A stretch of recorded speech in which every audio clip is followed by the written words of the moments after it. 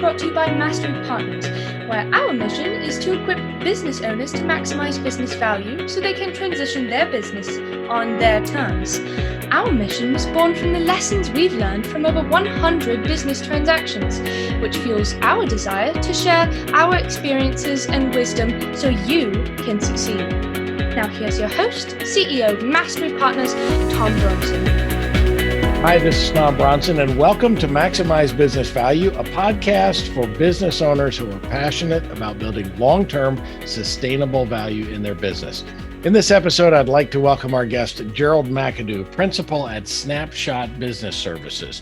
Now, I've known Gerald for several years, originally, I think, through Business Navigators, the servant leadership organization based in Dallas that you've heard me talk about frequently. And Gerald and I have become close friends. And when the new tax rulings came out in December, I knew it was time to get him on this podcast to talk about how to get some free money from the government. That's always a good idea. So welcome to Maximize Business Value, Gerald. Tom, good to see you. Thanks for having me. It's good to have you with us. I know you're not local today, so we appreciate you taking your time out of your busy schedule. So tell us a little bit about Snapshot Business Services. So Snapshot, my background is wide. I don't know if it's deep. I'm actually an engineer by trade, electrical engineer, and came down from Michigan to Texas to get involved in the banking industry, particularly the investment markets. So I managed pensions and endowments and then high net worth clients for a decade and a half or so. Overlapping that, I invested in commercial real estate, bought, sold, managed, capital raised. And really around those times, like probably where the idea for Snapshot began to germinate, just as I'm talking with Fortune 500 execs, as well as Main Street business owners. You could tell there was a difference in information and resources that they had access to.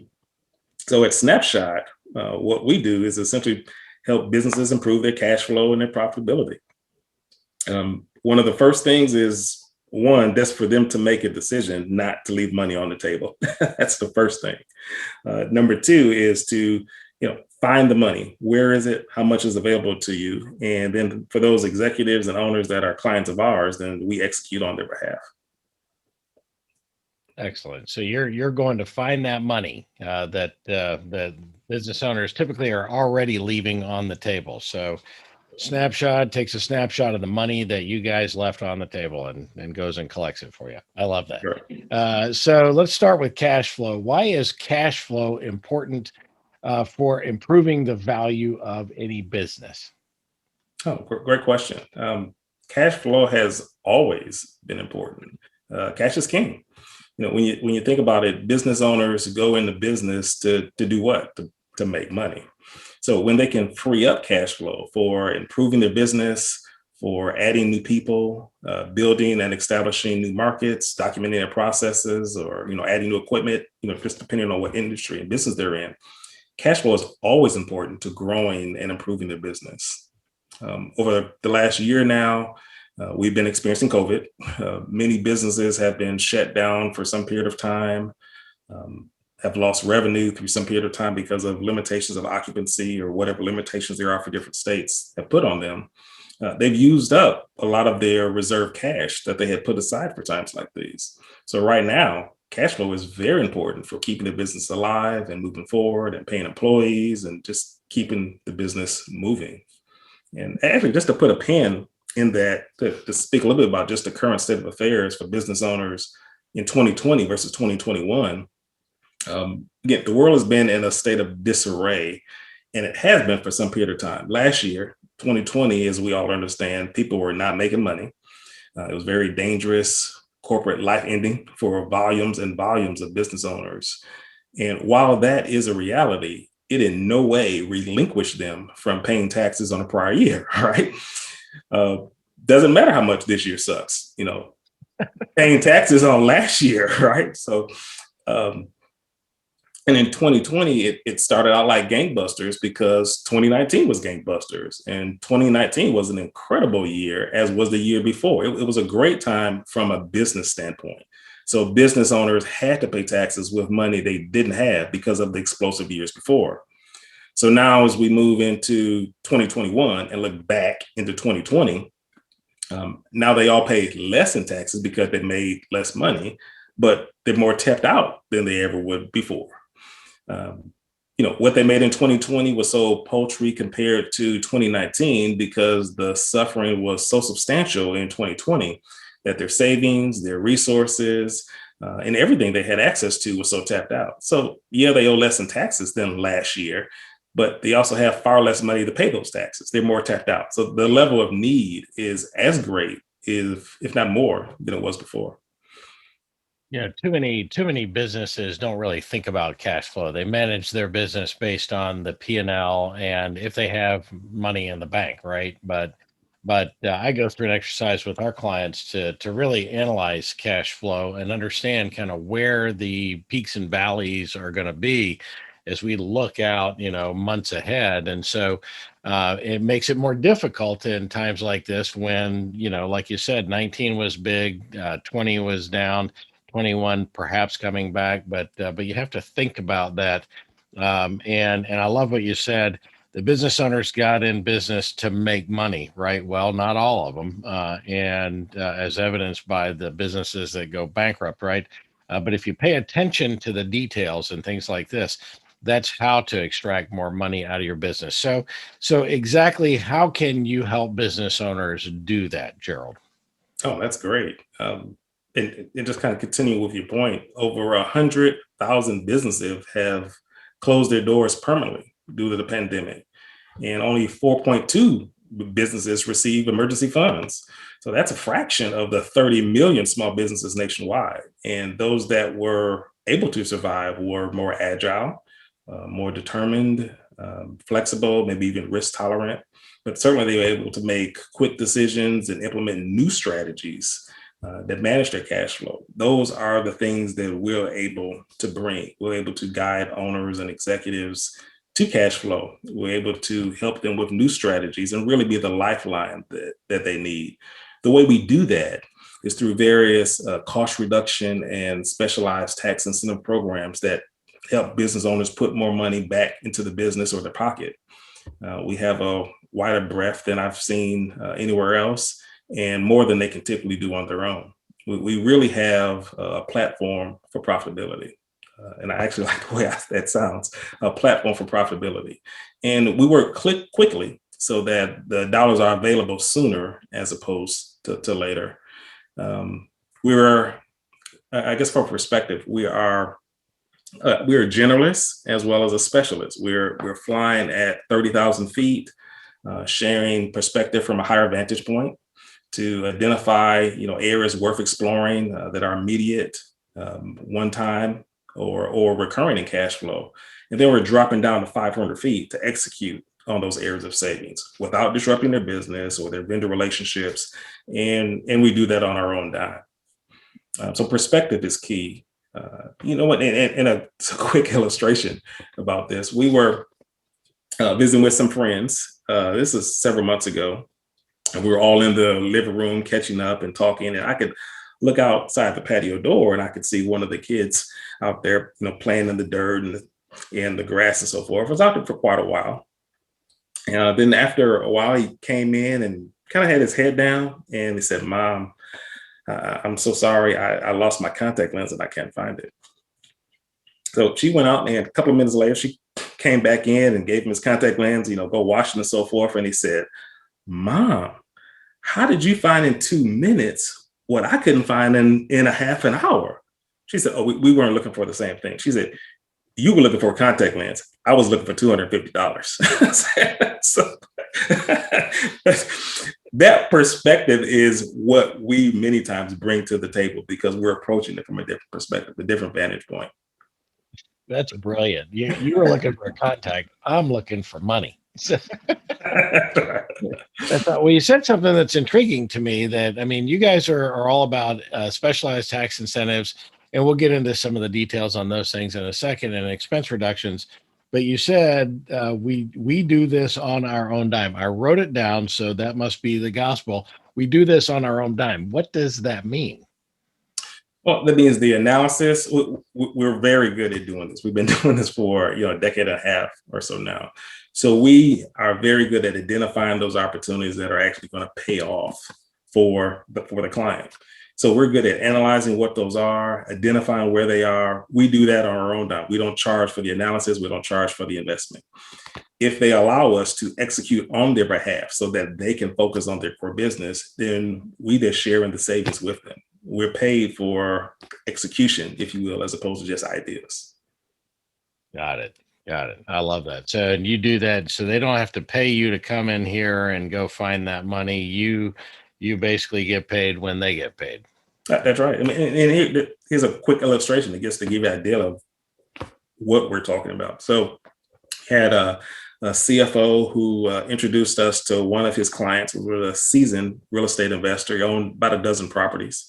And he was also the owner operator of restaurants out of about 25% of those, just through one of the strategies that we use for commercial property owners, identified a very high six-figure cash flow of immediate use, identified another high 6-7-figure set aside for future use. And that doesn't include the 5 separate areas of different services that we've yet to engage. Those are the type of programs that are available.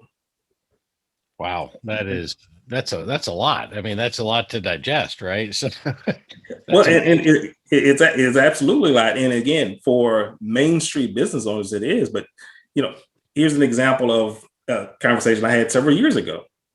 So I had a friend who started to understand what we were doing and said, listen, you need to talk to my friend. They're relocating their headquarters here. And if I mentioned the name, we would all recognize this Fortune 100 company. And I knew the company well because I actually had invested with him years ago when I was in investment management. I knew they were very well managed.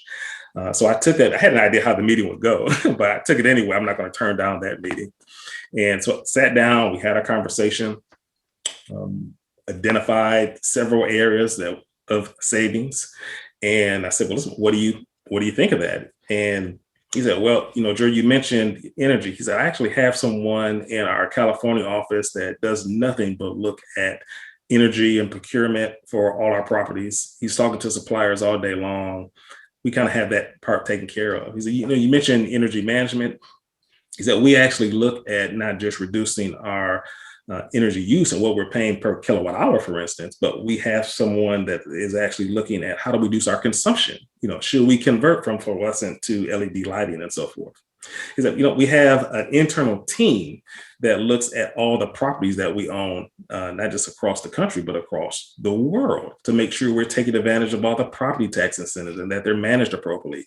And they communicate with our external consultants and accounting team to make sure we're accounting for those correctly. So just very graciously stepped down each one of the services that we offered and said, we pretty much have that handled. We believe that Main Street, small and mid-sized companies should have access to those same cost reduction strategies. That's the difference.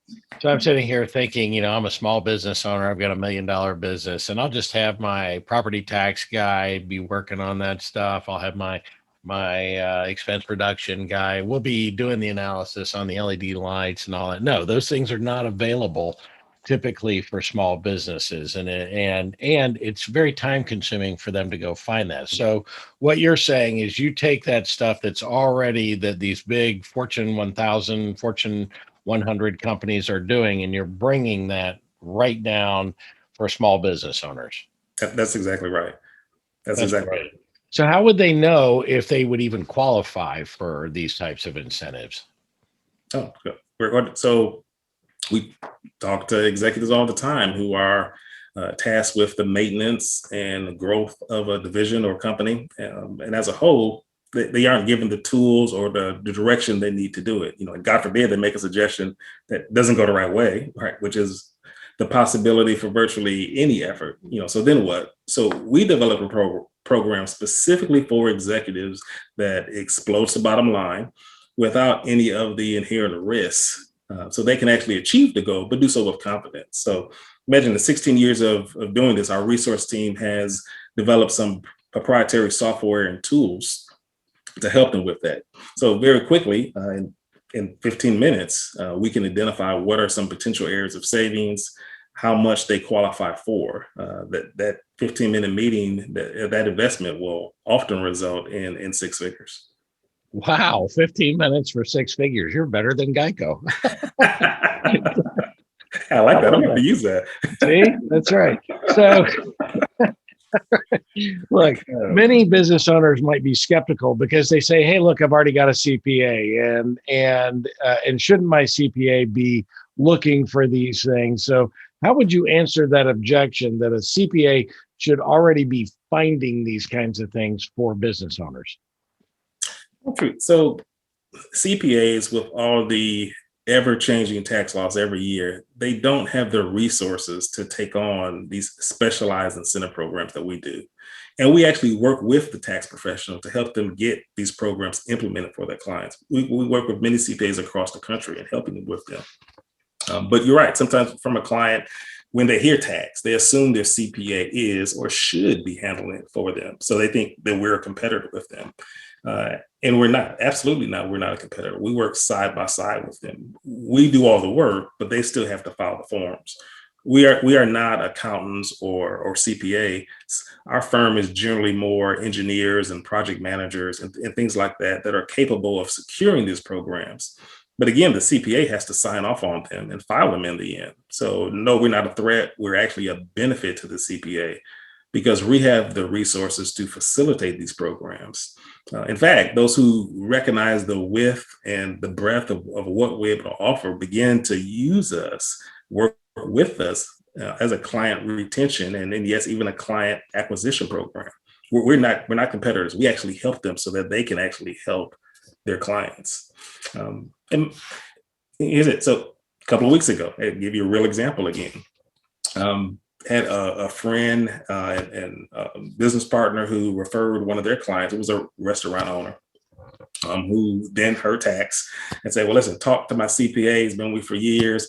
If they think we should do this, then we'll go ahead and get it done." So I said, "Sure, love to talk to your CPA." So after getting the CPA on the phone, sharing what we do, providing the areas of savings and some of the potential savings to his client, I stopped and said, "Well, listen, do you think this might be of interest to your client?" And he paused and said, "This is significant to every one of my clients." I said, "This is something that is a niche that you would have to specialize in." He said, and I started feverishly taking notes. He said, "Just simply providing compliance services to 500 to 600 clients doesn't allow me time to research, to learn these things, to learn these tools." I said, "I would have to give up the compliance practice to make this transition or go hire someone and hope that they're actually competent," which is hard to find. He said, "So when I look at these things and I see what they are, the ideal of learning them and trying to implement them is just not something I can take on." So.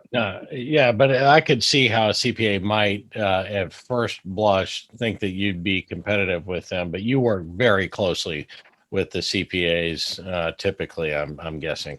Oh, absolutely. Yeah, I'll bet that they're a great referral partner. Hey, let's take a quick break here. We're talking with Gerald McAdoo. Let's take a quick break. We'll be back in 30 seconds. Like it or not, eventually you'll have to come to a point when it's time for your business to transition. Will you be ready? Will you be able to get the maximum value for your business? Brought to you by Mastery Partners, Mastery Class is a 12-month program designed specifically for business owners. We meet once a month as a group to work through our Transition Readiness Assessment, expand your business toolbox through leadership presentations, and have live interaction with other business owners. This program determines vulnerabilities in your business that will affect business value and your ability to transition in the future. Whether that transition is in 2 or 15 years, what you do now has long-term effects on the future value of your business. We have the know-how you need to get the results you want in your business to maximize business value. To learn more and secure your spot in the program, visit mbvmasteryclass.com. That's mbvmasteryclass, mastery with a Y, mbvmasteryclass.com. We're back with Gerald McAdoo, principal at Snapshot Business Services, and we're talking about improving your cash flow through tax credits and expense reduction. So, Gerald, the number one reason why I asked you to get on this podcast is I watched your compelling video about the Consolidated Appropriations Act, or CAA, not CIA or FAA, or it is CAA, Consolidated Appropriations Act. Tell me more about the Consolidated Appropriations Act. Sure. And right, it's still new to most everyone I chat with. It's a bill that was just like the bill before it. And what it did was enhance many of the programs that we were already utilizing. It increased the payouts, many of the payouts to business owners. For instance, those who are hiring people or those who have retained employees through this COVID pandemic. There are programs available for them, like PPP, that was available to them to get money for hiring and retaining employees. Some of them were not permanent; they were year to year. They would sign them year to year. They always signed them, but they made them permanent. They increased the payouts for some of those, and for some of them, they were made to work in conjunction with those who took the PPP, so you could benefit from some of these retention credits. What I do find with a number of these programs is people self-censor, so they miss significant opportunities. From our perspective, I say, let's just have a conversation about it. So self-censoring, you're saying that they look at it and go, oh, that probably doesn't apply to me. So they just basically don't even ask about it. Is that what you're saying by self-censor? Absolutely. So, even in this bill, it was only 5,500 pages, right? So I'm sure 5,500 pages. And how many days did it take them to pass this bill? Like instantly. Yep. Right? Interestingly enough, it was supported by both houses and passed on the same day. That's unusual. Oh, so that they wrote the bill in the House and sent it over to the Senate, 5,500 pages, and they passed it on the same day. How many senators or congressmen, for that matter, by a show of hands, how many do you think actually read a 5,500 page bill before they signed it into law? None? Oh, got it. All right. Okay. Perfect. Yeah, I get that, man. I was recently watching a movie. I think it's called Lincoln. Daniel Day-Lewis plays President Lincoln, and when they wrote the Emancipation Proclamation, right, the bill releasing the slaves, it was a one-page document. Why can't we pass laws that are one-page documents anywhere? 5,500 pages. I can't wait to find out more. So what else is in there, and what do you guys see in that Consolidated Appropriations Act that is meaningful for business owners that they might be able to take advantage of now? Oh, sure. So a lot of things in that bill, of course. The second round of PPP and funding qualifications. There was something in there for live venues and cultural centers that was left out before.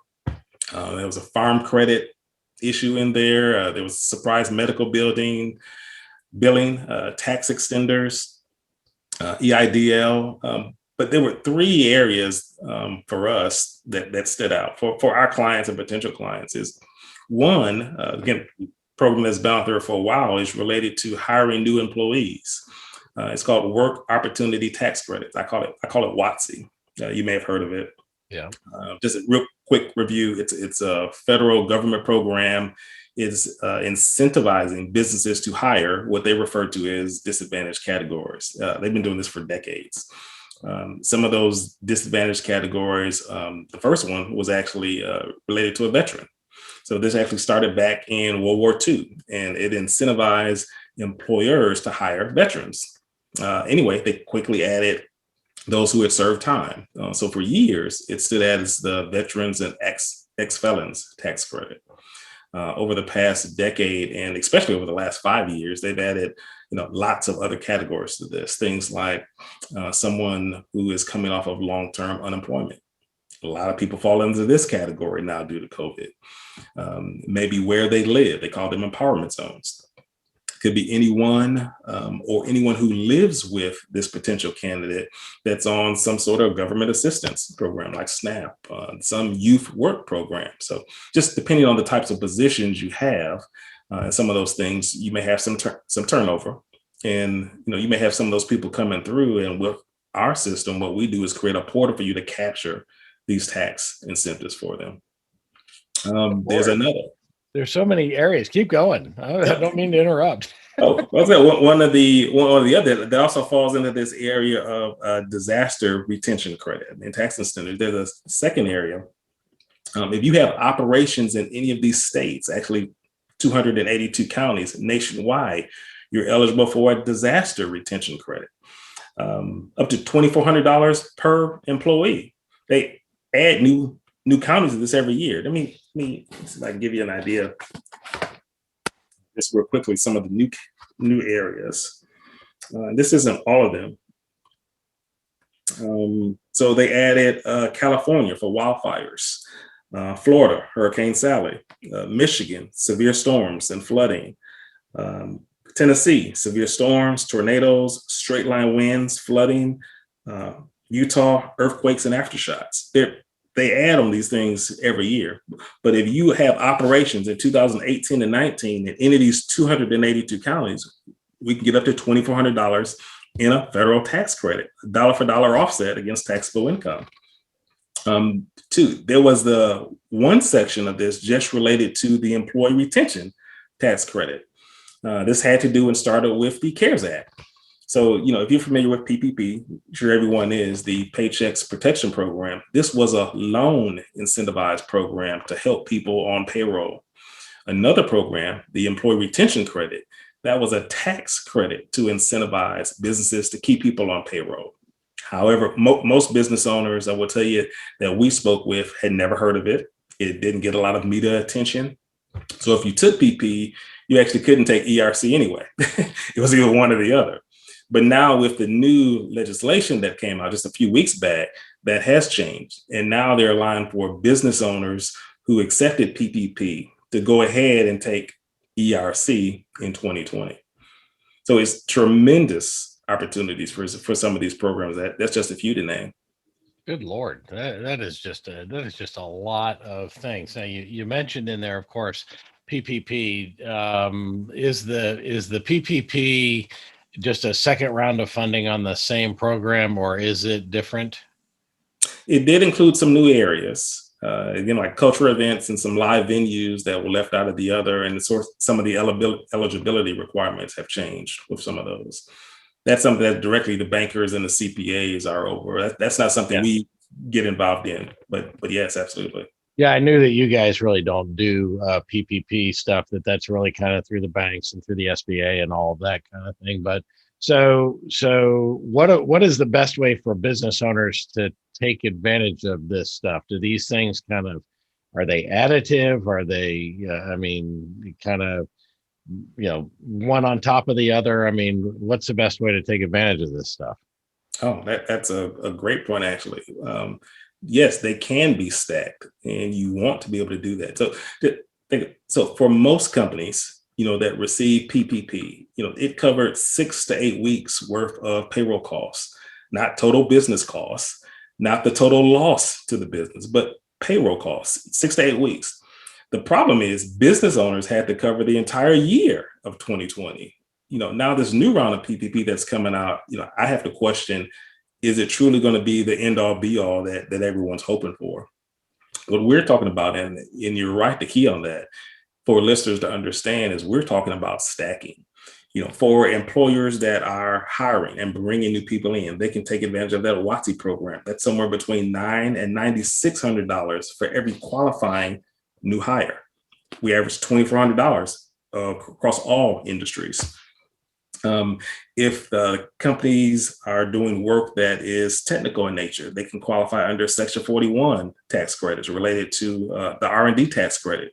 We actually can go back now into 2017, 2018, 2019, now 2020, and get them an R&D tax credit. That could be $2,000, $3,000, $4,000 per employee that they have. Plus, if they're operating in a disaster area, another $2,400 per employee per year. Plus in 2020, for every employee they have, another $5,000 in the tax credit per employer. Plus on top of that, in 2021, there's another potential $14,000 per employee per year. So there's tremendous value in able to stack some of these things together. And I can almost hear the question, someone saying, well, Gerald, we're able to do all of that. You're getting to the point that you're taking care of my payroll costs for the year. Yes, that's the point.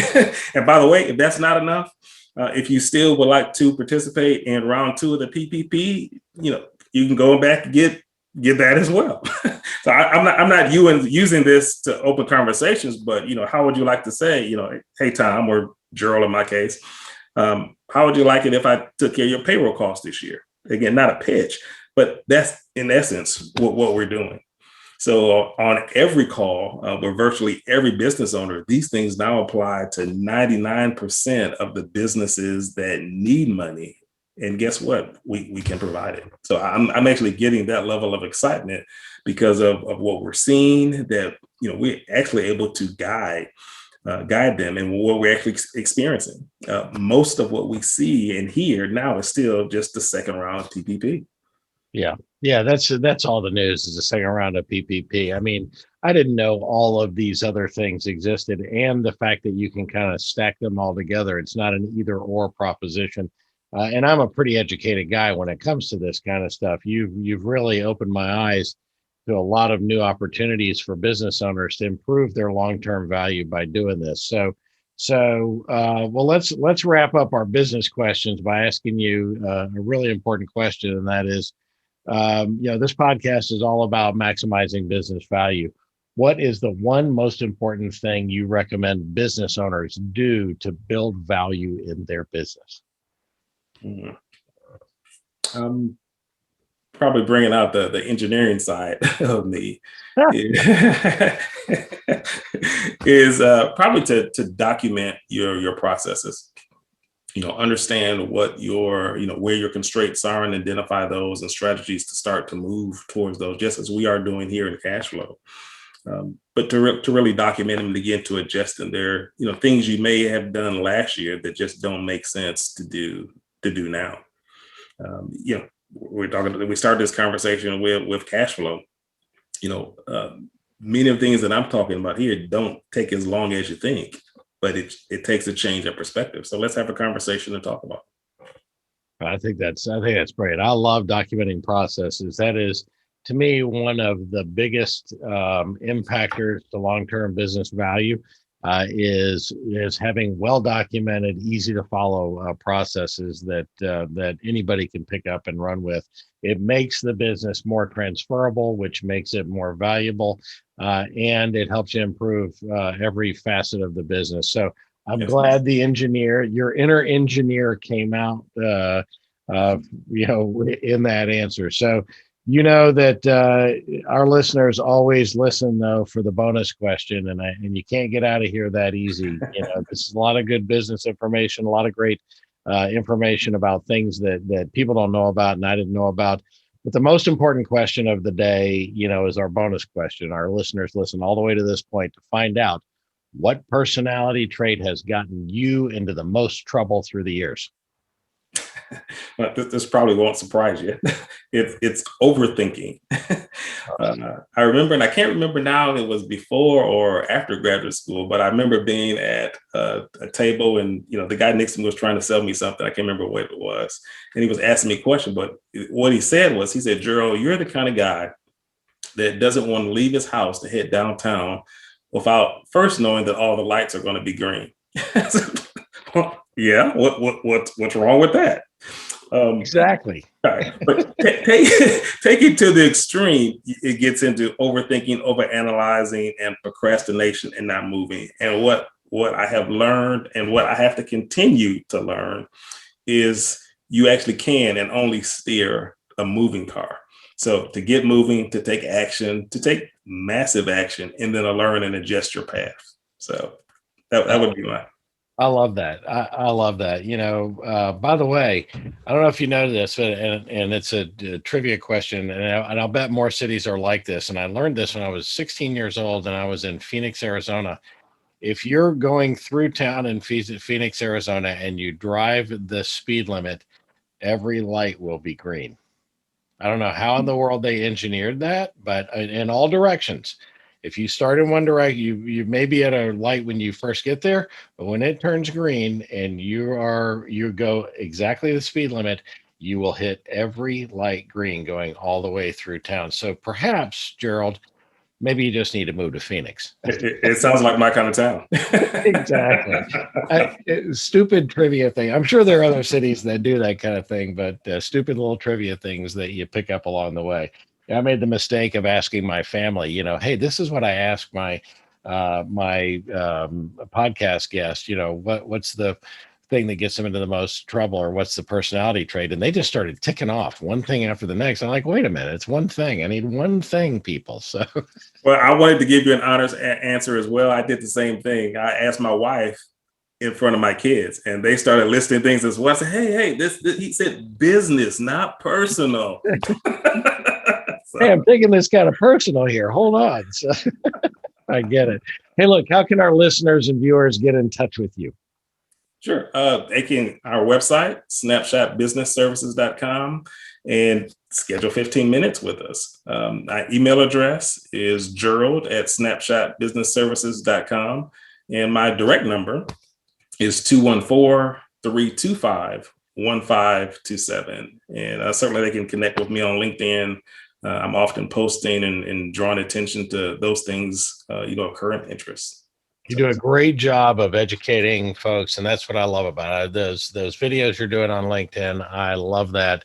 I've known you for a long time, and it's really, when I started seeing that stuff, that's what prompted me to ask you to come on. So thank you, Gerald, for being our guest and educating our audience and me on tax credits and other incentives that improve cash flow. Thank you for being our guest today.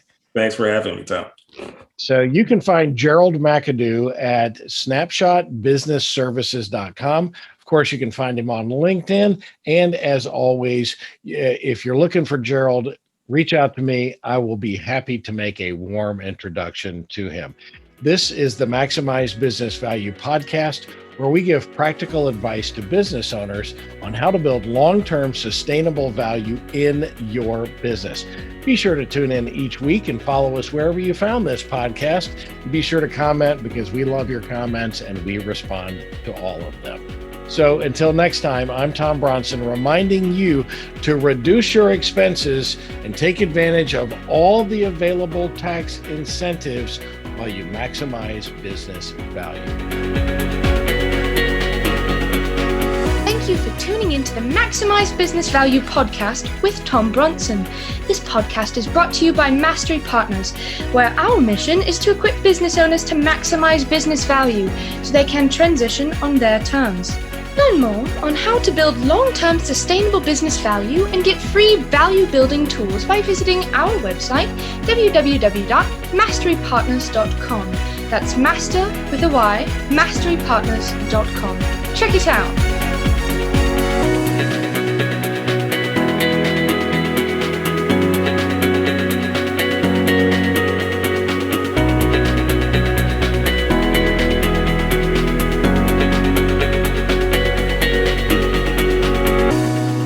That was perfect. I wouldn't make any changes on that.